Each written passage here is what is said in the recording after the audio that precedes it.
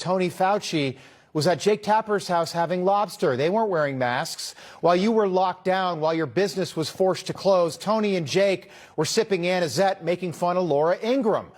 My team has gone through all of this, the entire Tony Fauci man diary, and it is worse than we ever imagined. And this guy's going to testify tomorrow. Here's an entry from July 2020, quote, "After my Laura Ingraham hit, Jake Tapper texted me saying sarcastically, 'Hard to believe Laura Ingraham went to Dartmouth, isn't it? All of us alumni are very proud,' end quote."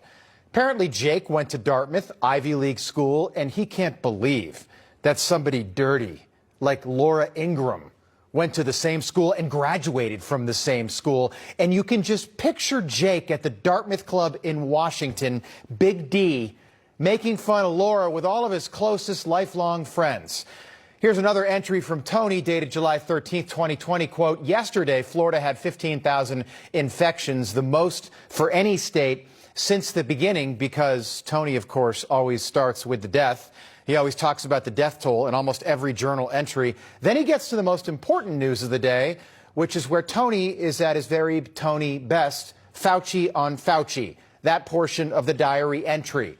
Quote, major show of support for me from multiple sectors." I don't know what that means. "Most people expressing outrage that the Trump administration would be so bumbling and incompetent to try and discredit the most credible scientist in the world," end quote. Tony Fauci actually wrote that about himself. Think about that. How dare you question the science because no one questions the great all-knowing Tony Fauci? And if you did, they kicked you off social media. They kicked you off Facebook because science was invented for Tony. Tony Fauci is science, and science is Tony Fauci. And he was worshipped by people like Julia Roberts because of it. Hello. Hi there. Good morning. Good morning. Oh, this is such a thrill. How are you?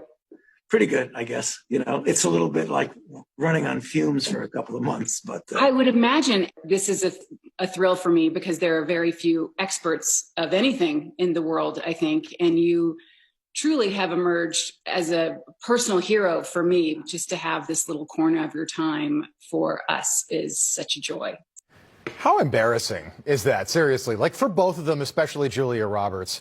Here's another entry from November 23rd, 2022, after a hearing on Capitol Hill. One of his first, quote, "I must say, I did extraordinarily well, and the DOJ lawyers said that was one of the best performances they have ever seen," end quote.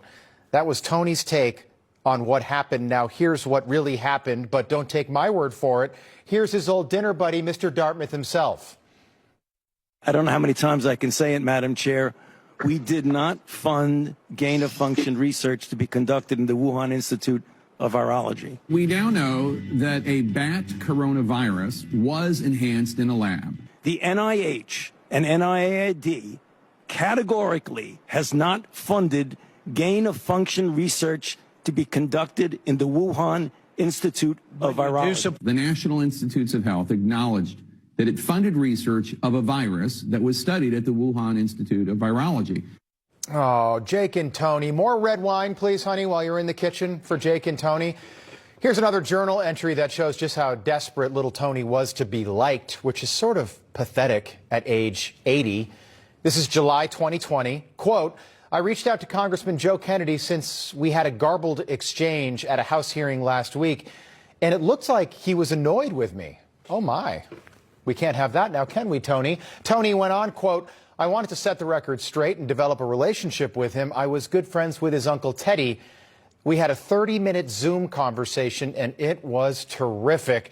I believe this is the beginning of a real friendship," end quote.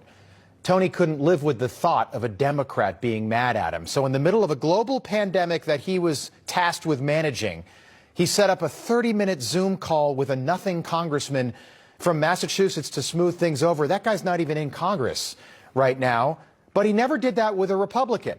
He never wrote about it in his journal, I can tell you that. He never did it with Rand Paul or Ron Johnson or Jim Jordan. Think about that. And think about this. Tony also claimed that he never recommended shutting down schools. They always come back and say Fauci was responsible for closing schools. I had nothing Yeah. to do. I mean, let's get down to the facts. You really want to think twice before you start putting kids back to school. We have a lot of infection going on. I think you've really got to use judgment and carefully consider, do you really want to put the kids back in school? I believe was the right decision. How long you kept them closed. Well, isn't that interesting? We could go on. Tony claims he had nothing to do with shutting down public schools for 3 years. But here's his diary entry that we found from March 20th. Quote, I spoke with Bill de Blasio and convinced him, based on what I was saying publicly in my conversation tonight, to close New York City schools. I had a similar call with Ann O'Leary, the chief of staff for Governor Gavin Newsom, and Ann said, based on my TV appearances, the governor has decided to close the schools in California as well as the bars and the restaurants. End quote. And there you have it. Tony, in his own words, Tony recommended that schools should be shut down, and millions of children were forced into remote learning on iPads that many students didn't have or couldn't afford or weren't provided. And more than 100,000 restaurants closed their doors forever and never reopened. While Tony was messaging with people like Jake Tapper and Chuck Todd and Chris Wallace and Barbara Streisand, by the way. In another diary entry, Tony is writing about an Instagram post with supermodel Tyra Banks. And Tony Fauci wrote, quote, one person said that Tyra was very sexy, but that I was even more sexy than she was. Again, this is an 80-year-old man writing in his journal that somebody commented on an Instagram post that he was sexier than a supermodel 50 years younger than him. What a weirdo. What a sicko. What a tool. My opinion.